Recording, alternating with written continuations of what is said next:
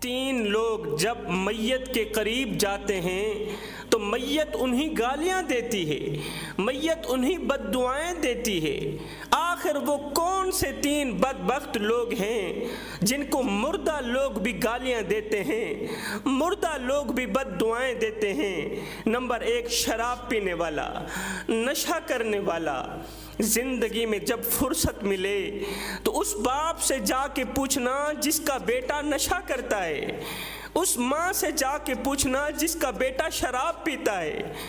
جن کے ماں باپ شراب پیتے ہیں، جن کے ماں باپ نشوں میں لگ جاتے ہیں نا، ان کے چھوٹے چھوٹے بچے یتیموں کی سی زندگی گزارتے ہیں۔ وہ دوسروں کے اترے ہوئے کپڑے پہنتے ہیں۔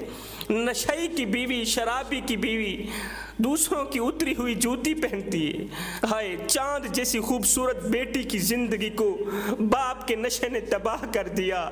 اور نادانو، اس بیٹی کا کیا قصور جس کے لیے لوگ کہتے ہیں ہم اس کا رشتہ نہیں لیں گے، ہم اسے قبول نہیں کریں گے، اس لیے کہ اس کا باپ نشہ کرتا ہے، اس کا باپ شراب پیتا ہے۔ وہ شراب پیتا ہے اس لیے اس کی آنکھوں میں حیا کوئی نہیں، وہ تو بغیرت ہے۔ اس نشے نے کتنے گھروں کو اجاڑا، کتنی ماؤں کی جھولیاں خالی کی۔ ماں گھر میں بیٹھی سسکیاں لے رہی ہے، خون کے آنسو رو رہی ہے کہ میں وہ بدقسمت ماں ہوں جس کا بیٹا شرابی بن گیا، میں وہ بدقسمت ماں ہوں جس کا بیٹا نشے میں لگ گیا۔ ہائے، اس نشے نے کتنے لوگوں کے گھر اجاڑے، کتنے لوگوں کی دنیا و آخرت برباد کی۔ دوسری طرف دیکھنے میں آتا ہے کہ جو نشہ کرتا ہے اسے معاشرے سے کاٹ دیا جاتا ہے، جو نشہ کرتا ہے اسے معاشرے سے باہر نکال دیا جاتا ہے۔ لوگ دعوت پر نہیں بلاتے، شادیوں پر نہیں بلاتے، کہتے ہیں اس سے بچو، یہ گندا ہے اس لیے کہ یہ شراب پیتا ہے، یہ گندا ہے اس لیے کہ یہ نشہ کرتا ہے۔ خدا را ایسا نہ کرو بھائیو، جس کو تم دھتکار رہے ہو وہ بھی تو کسی ماں کا لاڈلا ہے، جس کو تم دھکے دے کر گھر سے باہر نکال رہے ہو، کیا اللہ کی رحمت کے دروازے اس کے لیے بند ہو گئے ہیں؟ کیا توبہ کے دروازے اس شرابی کے لیے بند ہو گئے ہیں؟ کیا اللہ کی رحمت کے دروازے اس نشئی کے لیے بند ہو گئے ہیں؟ ہائے، اس شراب جیسی گھٹیا لعنت نے میرے معاشرے کے نوجوانوں کو گندا کر دیا، تباہ و برباد کر دیا۔ یاد رہے، قبر کے کیڑے مکوڑے جتنے شرابی کے منتظر ہوتے ہیں اتنے کسی گنہگار کے لیے منتظر نہیں ہوتے۔ شرابی کی قبر اسے اس طرح دبائے گی، اس طرح دبائے گی کہ اس کے ایک حصے کی پسلیاں دوسرے حصے کی پسلیوں میں پیوست ہو جائیں گی۔ میت کو قبر میں دفناتے وقت کسی شرابی کو دیکھ کر مردہ کہتا ہے دفع ہو جا، یہاں سے دفع ہو جا، تیرے منہ سے نکلی شراب کی بدبو نے قبر کے مردوں کو تکلیف میں ڈال رکھا ہے، تیرے منہ سے نکلی شراب کی بدبو نے تمام قبر کے مردوں کو تکلیف دے رکھی ہے، یہاں سے دفع ہو جا۔ فرمایا تین لوگوں کو میت دیکھ کر بد دعائیں دیتی ہے، گالیاں دیتی ہے۔ آخر وہ کون سے تین بدقسمت لوگ ہیں؟ نمبر ایک، شراب پینے والا۔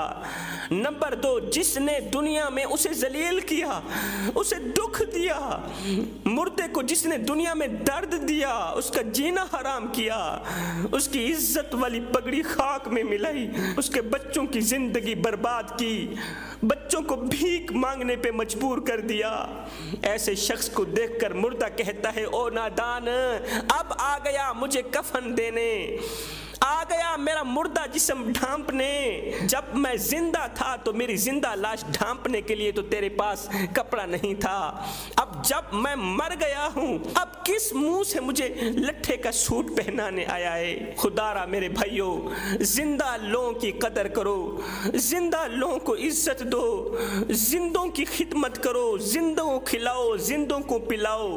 ایک غریب فقیر تھا، اس کے پاس ایک ہی لباس تھا، وہ بھی پھٹ گیا، اب جگہ جگہ سے جسم چھلک رہا تھا۔ یہ غریب فقیر بادشاہ کے دروازے پر گیا، جا کر کہنے لگا بادشاہ سلامت، ایک بات تو بتاؤ، اگر میں تمہارے دروازے پر ابھی ابھی مر جاؤں، مجھے بتاؤ تو صحیح میرے مرنے کے بعد میرے ساتھ کیا سلوک کرو گے؟ بادشاہ نے کہا اگر تم ابھی ابھی میرے دروازے پر مر بھی گیا تو میں یہی کچھ کروں گا، تجھے کفن دے کر دفن کر دوں گا، یہی سلوک کروں گا، تجھے کفن دے کر لٹھے کا سوٹ پہنا کر، سفید سوٹ پہنا کر تجھے دفن کر دوں گا۔ یہ سن کر غریب فقیر کی چیخ نکل گئی۔ غریب فقیر رو کر کہنے لگا بادشاہ میرے مرنے کے بعد جو میری مردہ لاش ڈھانپنے کے لیے مجھے کفن دو گے نا وہ آج ہی دے دو تاکہ میں اپنی زندہ لاش تو ڈھانپ سکوں۔ میرے مرنے کے بعد جو مجھے لٹھے کا سوٹ پہناؤ گے، میرے مرنے کے بعد جو سبیلیں چلیں گی، میرے مرنے کے بعد جو چاولوں کی دیگیں پکیں گی وہ آج ہی مجھے دے دو، میں اپنی زندہ لاش تو ڈھانپ سکوں۔ آج میں پیاسا ہوں، کوئی مجھے پانی نہیں دیتا، آج میں بھوکا ہوں، کوئی مجھے روٹی نہیں کھلاتا۔ اور نادانو میرے مرنے کے بعد جو دوسروں کو کھلاؤ گے وہی آج مجھے کھلا دو۔ فرمایا تیسرا بے نمازی شخص، بے نمازی شخص کو دیکھ کر بھی مردہ بد دعائیں دیتا ہے، کہتا ہے او نادان مجھ سے اللہ نے وقت چھین لیا ہے، تیرے پاس وقت ہے، میرے پاس تو وقت نہیں تھا اللہ سے صلح کرنے کا، اللہ کو منانے کا، میرے پاس تو وقت نہیں تھا، اور تیری سانسیں چل رہی ہیں، تیرے پاس وقت ہے، اللہ نے تجھے مہلت دے رکھی ہے قبل اس کے کہ موت کا فرشتہ آ جائے، اس سے پہلے اللہ کے ساتھ صلح کر لو، اپنے ناراض رب کو منا لو، وہ رب جو ایک ماں سے نہیں 70 ماؤں سے بھی بڑھ کے محبت کرنے والا ہے۔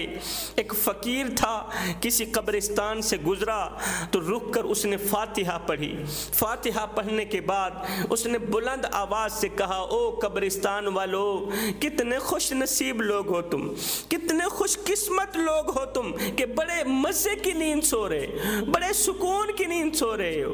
غیب سے آواز آئی فقیر میاں مزے کی نیند ہم نہیں سو رہے، مزے کی نیند تو آپ سو رہے ہیں، ہم تو یہاں سونے کی سزا بھگت رہے ہیں۔ ہم جو دنیا میں اللہ کی غریب مخلوق کو ذلیل کر کے آئے، رسوا کر کے آئے، کسی کا حق مارا، بہنوں کو حق نہ دیا، بیٹیوں کا حق مارا، جائیداد میں سے بیٹیوں کو حصہ نہ دیا، کسی کی عزت والی پگڑی خاک میں ملائی، کسی کو دکھ دیا، کسی کو درد دیا، ہم نے جو دنیا میں کالے کرتوت کیے تھے نا ہم تو ان کی سزا بھگت رہے ہیں، مزے کی نیند تو آپ سو رہے ہیں۔ صاحب یہ زندگی کے لمحے تمہارے اور میرے لیے غنیمت، انہی لمحوں میں کچھ کر لو، انہی لمحوں میں کچھ اکٹھا کر لو، انہی لمحوں میں خدا کی یاد اور محبت کے دیے اپنے دل میں جلا لو، معلوم نہیں پھر فرصت ملے نہ ملے، معلوم نہیں پھر یہ زندگی کے لمحے ملے نہ ملے۔ میرا اللہ فرماتا ہے او میرے بندے تو کرتا وہ ہے جو تو چاہتا ہے، پر ہوتا وہ ہے جو میں چاہتا ہوں، بس تو کر وہ جو میں چاہتا ہوں، پھر ہوگا وہی جو تو چاہتا ہے۔